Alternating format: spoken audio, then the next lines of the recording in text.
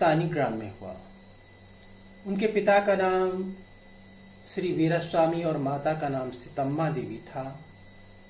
गांव में प्रारंभिक शिक्षा प्राप्त कर उन्होंने लूथरन मिशन स्कूल से 1902 में हाई स्कूल उत्तीर्ण किया तथा मद्रास क्रिश्चियन कॉलेज से उच्च शिक्षा ग्रहण की। 1907 में उन्होंने दर्शन शास्त्र में स्नातकोत्तर की डिग्री प्राप्त की और 17 वर्ष की उम्र में उनका विवाह शिव कमअम्मा जी से हुआ। सन 1908 में वे मैसूर विश्वविद्यालय में दर्शन शास्त्र के प्राध्यापक बने। डॉक्टर राधाकृष्णन जब पढ़ाते थे तो सभी छात्र मंत्रमुग्ध होकर उन्हें सुना करते थे। उनकी याददाश्त इतनी पैनी और प्रखर थी कि वह प्रत्येक छात्र को उसके नाम तथा आवाज से अच्छी तरह पहचानते थे। सन 1921 में जब वे मैसूर से कोलकाता विश्वविद्यालय जाने लगे तो उनके शिष्य बहुत दुखी हुए। डॉक्टर राधाकृष्णन से पढ़ने में छात्रों को जो आनंद मिलता था उसमें अब व्यवधान आसन्न हो गया था। डॉक्टर साहब ने छात्रों को समझाते हुए कहा, ज्ञान गंगा के सतत प्रवाह से ही लाभ है। पढ़ने का अवसर व लाभ तो सबको मिलना चाहिए। शिष्यों ने विदाई के लिए रथ को सजाया और उसमें बैठने का आग्रह गुरुजी से किया। बारी बारी से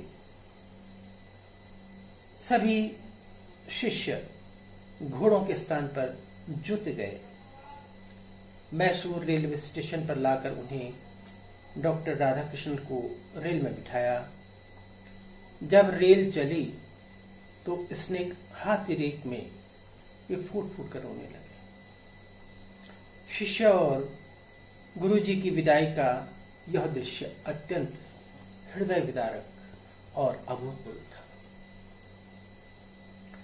इस बीच 1926 ईस्वी में उन्होंने मैनचेस्टर कॉलेज ऑक्सफोर्ड इंग्लैंड में अपना सुप्रसिद्ध व्याख्यान दिया। 1931 में वे आंध्र विश्वविद्यालय के उपकुलपति नियुक्त हुए। सन 1939 में महामना पंडित मदन मोहन मालवीय जी के आग्रह पर वे बनारस हिंदू विश्वविद्यालय के कुलपति बने। इस बीच आंध्र विश्वविद्यालय ने उन्हें डीलिट की उपाधि से सम्मानित किया। 1939 से 1948 तक जब वे बीएचयू में कुलपति रहे तब भी कक्षाओं में पढ़ाने जाया करते थे। निर्धन छात्र छात्राओं को पुस्तक देना और समय पर उनकी सहायता करना उनका सहज स्वभाव बन गया था।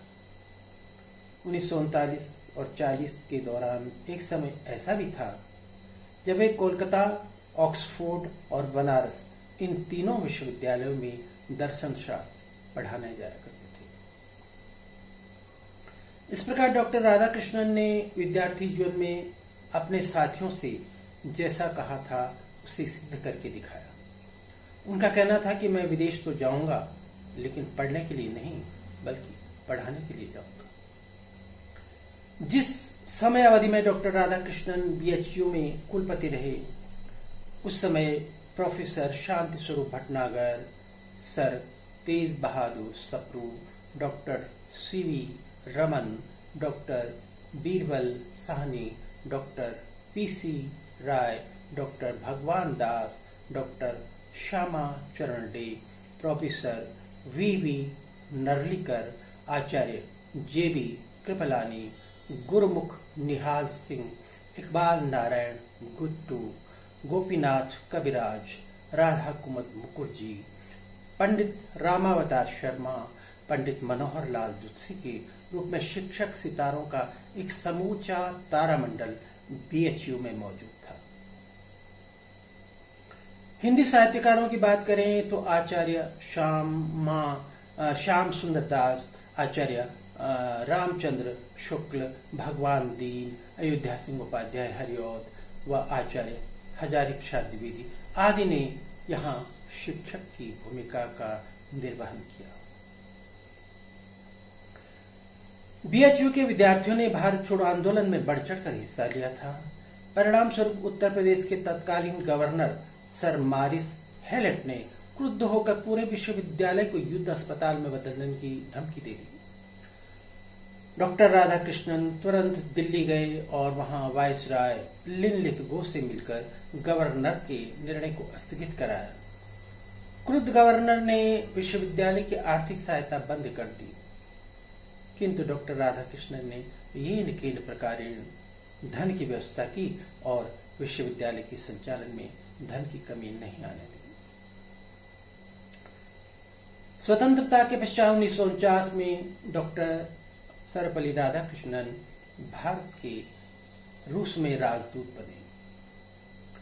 तत्कालीन रूसी शासक स्टालिन ने कहा, मैं भारत के उन प्रोफेसर से मिलना चाहता हूं जो 24 घंटे अध्ययन और अध्यापन में लगे रहते हैं। स्टालिन से राधाकृष्णन की मुलाकात हुई।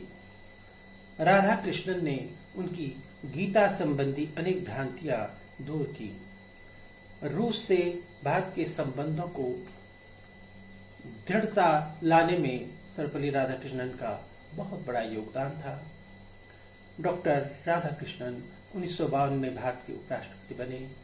26 जनवरी 1954 में उन्हें भारत रत्न अलंकरण से सम्मानित किया गया। उन्होंने प्रथम एशियाई शिक्षक सम्मेलन में अध्यक्ष पद को गौरवान्वित किया और तत्कालीन शिक्षा मंत्री ने शिक्षा कमीशन बनाया तो राधाकृष्णन के नाम पर ही कमीशन का नामकरण किया गया।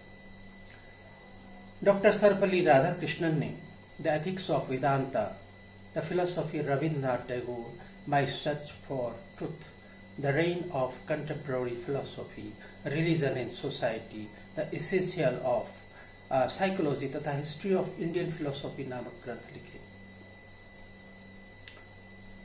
मित्रों, 13 मई 1962 को डॉक्टर राजेंद्र प्रसाद का कार्यकाल पूर्ण हो गया तो उसके बाद सर्वपल्ली डॉक्टर राधाकृष्णन भारत के दूसरे राष्ट्रपति नियुक्त किए गए।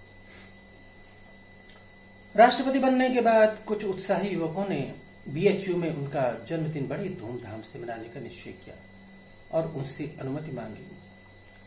डॉक्टर राधाकृष्णन ने कहा, मैं शिक्षक के रूप में ही अपनी भूमिका को सर्वोपरि मानता हूं, अतः मेरा जन्म दिवस मनाना है तो शिक्षक दिवस के रूप में मनाएं। इसके साथ ही भारत में तब हर वर्ष 5 सितंबर को शिक्षक दिवस के रूप में मनाया जाने लगा। मित्रों, डॉक्टर राधाकृष्णन एक महान दार्शनिक, शिक्षाविद, विचारक और वक्ता थे। उन्हें हिंदी, अंग्रेजी, संस्कृत और तमिल भाषाओं पर पांडित्य प्राप्त था।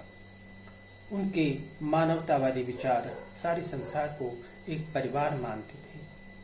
वे एक शिक्षक से राष्ट्रपति बने, यह गौरव अप्रतिम है। राष्ट्रपति के पद पर रहकर भी वे अपना जीवन सादगी से बिताते थे। डॉक्टर राधाकृष्णन विदेशों में भी भारत की पोशाक पहनने में गौरव का अनुभव करते थे। सिर पर साफे की पगड़ी, धोती और अंगरखा पहने जब उन्होंने धारा प्रवाह पढ़ाना शुरू किया तो उनकी अंग्रेजी वाचन की शुद्धता, स्पष्टता और ज्ञान की गंभीरता ने सबको प्रभावित किया। 17 अप्रैल 1975 को उनका निधन हो गया। डॉक्टर सर्वपल्ली राधाकृष्णन का नाम भारतीय साहित्य और इतिहास में हमेशा हमेशा स्वर्णाक्षर में अंकित रहे।